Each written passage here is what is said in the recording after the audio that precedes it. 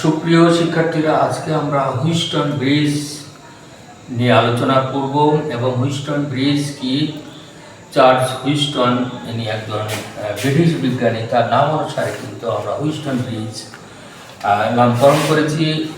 এর দ্বারা কি হয়, আমরা এই হুইস্টন ব্রিজের সাহায্যে কোনো সার্কিটে কোনো রোধটা আমরা নির্ণয় করতে পারি, অজানা রোধকে আমরা নির্ণয় করতে পারি এবং সেইখানে কি পরিমাণ রোধ যদি কোনোটায় জোড়া লাগানো যায়, কোনোটায় কানেক্ট করা যায়, তাহলে সেটা কিভাবে ব্যালেন্স করে সেইটা আমরা এখানে তাহলে হুইস্টন ব্রিজ বলতে আমরা কি বুঝি? হুইস্টন ব্রিজ হলো আমরা এ আর বি বাহুর ভিতরে, এ আর বি পয়েন্টের ভিতরে একটা রেজিস্ট্যান্স রাখছি যার নাম পি, এবং এইটার ভিতরেও একটা রেজিস্ট্যান্স রাখছি এবং এইটা একটা রেজিস্ট্যান্স এটার ভিতরে, এবং এটা একটা পোস্ট অফিস বক্সের মতো লাগছে, আগেকার দিনের পোস্ট অফিসের বক্স, এটাকে পোস্ট অফিস বক্স বলা হয়।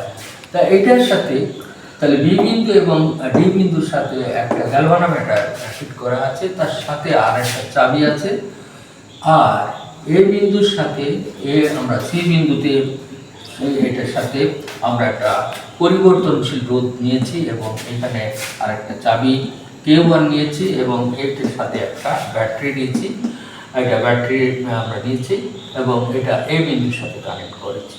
তার মানে আলটিমেটলি আমরা এ বিন্দুতে টোটাল কারেন্টটা এ বিন্দুতে গিয়ে ভাগ হয়ে যাচ্ছে, একটা I1 যাচ্ছে এবং একটা I2-তে ভাগ হচ্ছে এবং এখান থেকে আবার I3-তে এবং I4 ভাগ হয়ে যাচ্ছে।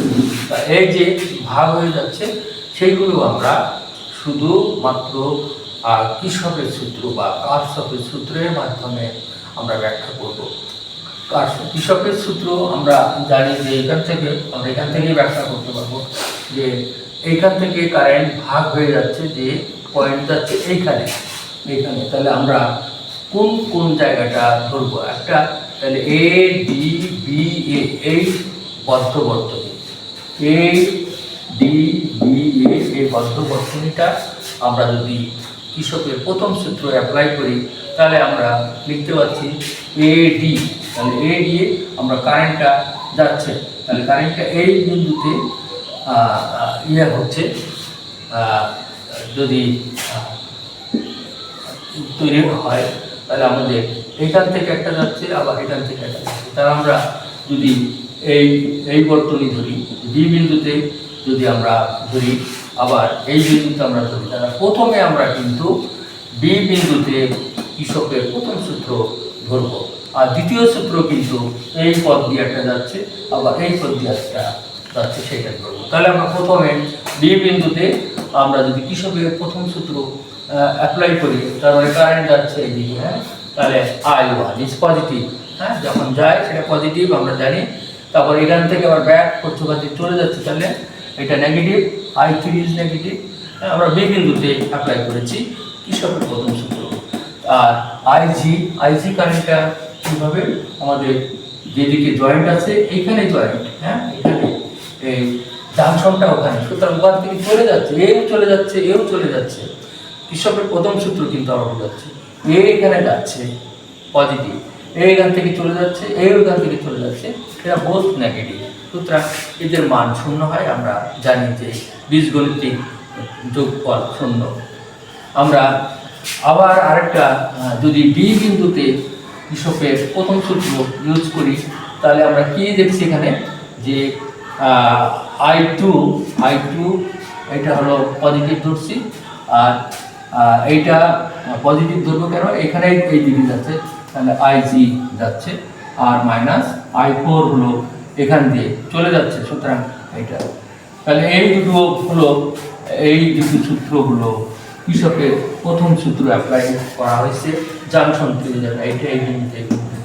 এখন আমরা একটা বর্তনীতে আবার কির্চফের দ্বিতীয় সূত্রটা ইউজ করব, এটা হলো এ ডি বি এ, এই বর্তনীতে আমরা যদি করি তাহলে আমরা I2R IJ I1P, এইটা হয় কি করে। আমি যে কোনো থিওরি আমরা জানি যে কৃষকের দ্বিতীয় সূত্র কারেন্ট এবং রেজিস্ট্যান্সের গুণফল ওই সার্কিটের ভিতরে যতগুলো তড়িৎ চালক যতগুলো সেল ব্যবহার করা হবে তার সমান হয়, যোগফলের সমান হয়। আমরা এই দিকে যাচ্ছে, এই যাচ্ছে, তাহলে আমরা এটা মাইনাস কেন করলাম? আমাদের দুইটা থিওরি আছে যে ঘড়ির কাঁটা যেদিকে চলে তা সেই দিকে যদি চলে তাহলে এই ক্ষেত্রে আমরা ধরতে পারি পজিটিভ ডিরেকশন, আবার ঘড়ির কাঁটা যেদিকে চলে তার বিপরীত দিক চলে নেগেটিভ ডিরেকশন। আমরা যে কোনো একটা ধরে নিতে পারি, তাহলে সেই থিওরি অ্যাপ্লাই করে আমরা এইটা পাই না। এখন আমরা এইটুকু যদি বলি যে এখানে যখন নাল কন্ডিশন, নিষ্পন্দ অবস্থায় এর ভিতর দিয়ে কোনো কারেন্ট যাচ্ছে না, তাহলে আমরা আইজি কারেন্ট হলো শূন্য। তাহলে এইটাকে যদি আমরা আইজিকে শূন্য ধরি, তাহলে আমরা এই I1 সমান I3 পাই আর I2 সমান I4 পাই। এই দুটো আমাদের কাজে লাগবে। আর এই সূত্র এখানে আইজি টোটালি 0, সুতরাং আমরা এখান থেকে এইটুকু পাই, এখান থেকে আমরা চলে যাচ্ছি P/Q আর R/S, এই সূত্রটা পেয়ে গেলাম।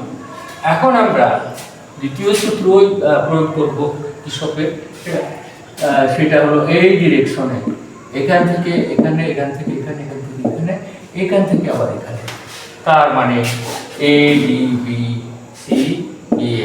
এখান থেকে আমরা এইগুলো লিখতে পারি, আমরা আগে নিয়মে বুঝাইছি, এইটা মাইনাস, এইটাও মাইনাস, এইটা আগে আমরা এখানে যেটা নিয়েছিলাম যে এইখানে পৌঁছাচ্ছে, তাহলে এইখানে পৌঁছাবে, তাহলে এখানে পজিটিভ, কিন্তু এটা হলো বিপরীত, আমরা এইভাবে লিখছি।